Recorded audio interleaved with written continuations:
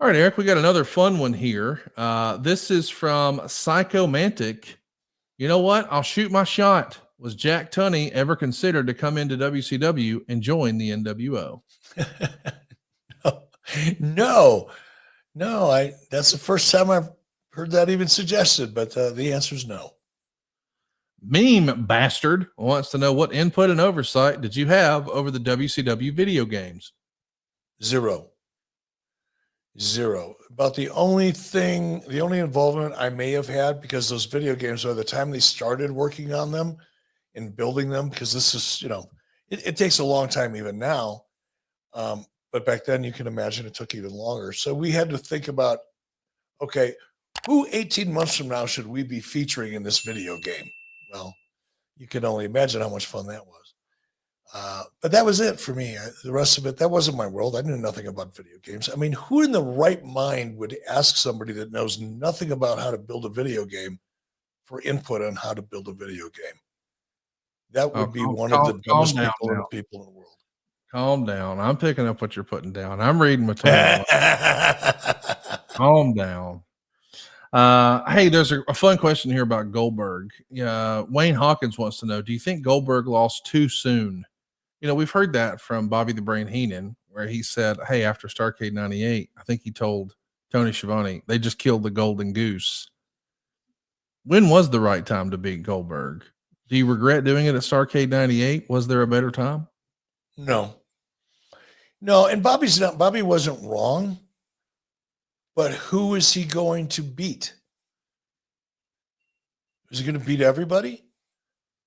I mean, I get it, and I'm sure Bill probably felt that way, but you get to a point where you're like 375-0.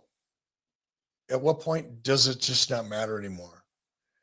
And we'd run through all the talent. We had to start telling stories with Bill. We couldn't just put him out there to slay the dragons every single week.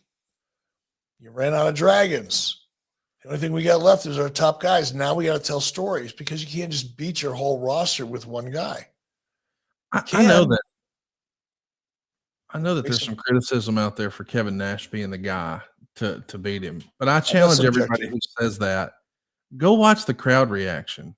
There's a huge pop. People are cheering. It was a moment, and you could argue that was going to happen no matter what.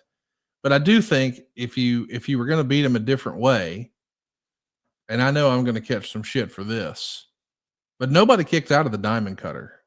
It was the most well-established finish in wrestling. It was the most over finish in wrestling. And I know they had just wrestled 2 months prior at Halloween Havoc. I also know that's the show that went too long, and maybe they didn't get all the pay-per-view revenue it should have, because we didn't have the proper satellite time. But if anybody was going to beat Goldberg, like literally at that point, no one had kicked out of the diamond cutter. So him hitting a diamond cutter and sneaking and stealing a victory would have been real shock and awe, because at that point DDP had not been a world champion, but that move was so over. I mean, Karl Malone's showing it on national television. Like, that move was well established as, hey, that's the end, right? Yeah, and I think if it came from out of nowhere and it was the first time, and maybe if we would have done a better job building up the fact that nobody had ever kicked out. Yes. I mean, we touched it, we covered it, we checked the box, but we didn't make a big deal out of it. There's a difference. So I think if we would have had the creative foresight to start doing that months before, Paige would have an opportunity to steal one, so the audience would understand the implications and get emotional about it. I think that would have been cool. Going into the match, I don't think it was believable. I don't think anybody looked at Bill, if you just, visually, like we all do, when you see two fighters get in the ring, you pretty much make up your mind consciously or subconsciously who's going to kick whose ass just by the way it looks. Now, sometimes you're wrong, which makes it fun. But I don't think anybody would have bought for a second that Paige could have beat Bill Goldberg, which would have made the sneak or the slipping one over on him even better. Yes. And it certainly, I don't know if it would have got Paige over anymore. Could you get over any more than he was when he beat Randy? I mean, I think so, because, allegedly Hulk Hogan became a bigger icon because he became the guy who beat Andre the Giant. forgetting the fact that multiple people had done it. But I'm just saying, I mean, think about what Paul Heyman did with Brock Lesnar. For years, he would go out on TV and say that Brock Lesnar was the beast incarnate who got the Undertaker the one in 21-1 or whatever. So you could, I think, make that a feather in your cap. Like, I think that's going to be a big part of Cody's story with the benefit of hindsight one day. He was the first guy to beat Roman Reigns. So if DDP had sort of made that his mantelpiece from then on, yes, I was the world champion, but more importantly, I was the guy who beat Goldberg. That would have meant a lot to DDP, I think. Yeah.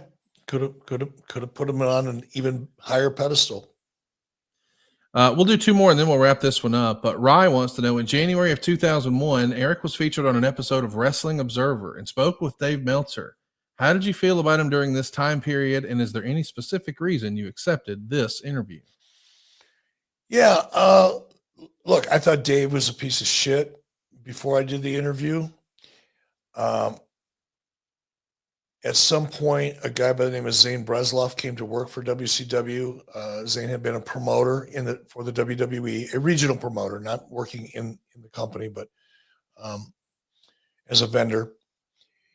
And Zane made the move, came to WCW. Zane and I became friends. Zane was already friends with Meltzer.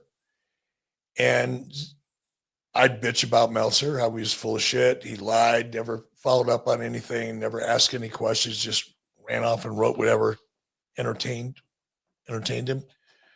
And so he said, no, he's not that bad a guy. Kind of like you, Conrad. No, he's not really, if you just sit down and talk to him, you probably really like him. You guys get along, and I thought, all right, I'm open-minded to a degree. And I thought maybe by giving him access to me, to at least give me an opportunity. It's not like I'm going to answer every question he has. I can't. Some of the stuff is, proprietary, or some of it's creative, and you can't share everything, especially with a guy like that. But I thought, I'll do my best, like I did with Wade Keller. I've done with others. Mike Johnson and I, Dave Scheer, for years, they would call me and say, hey, I'm writing this story. I'm going to give you a chance. Do you have any comment? And if I couldn't, I wouldn't. If I could, I would. And I thought by doing that with Dave, maybe he would make at least an effort to kind of corroborate some of the shit that he wrote. So I tried, and I had a couple conversations with him, and he still did the same fucking thing. So I looked at Zane and said, yeah, no, we're done with that. He's an asshole. He's always going to be an asshole. And I was right then, right up there with my predictions about certain wrestling companies. I'm like 98.7 or 8% correct.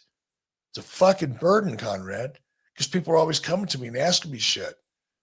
It's hard when you know, but you don't always want to tell everybody because you don't want to disappoint them. You don't want to hurt their feelings.